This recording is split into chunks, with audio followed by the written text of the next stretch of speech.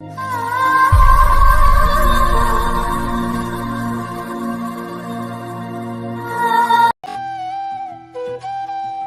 মানুষের জীবনে কিছু সহহীন কষ্ট থাকে, যার সাক্ষী কেবল সে নিজেই। মন খারাপের থেকে শরীর খারাপ হলে নিজেকে বেশি দুর্বল মনে হয়।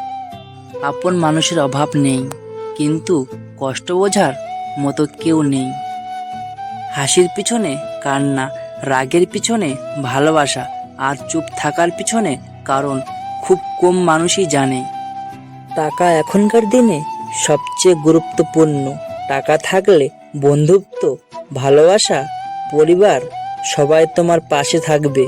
শুনতে খারাপ লাগলেও এটাই বাস্তব।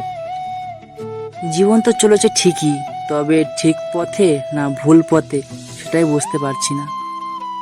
সবাই সবকিছু পায় না, আর পেলেও তাদের ভাগ্য বেশি দিন সয় না।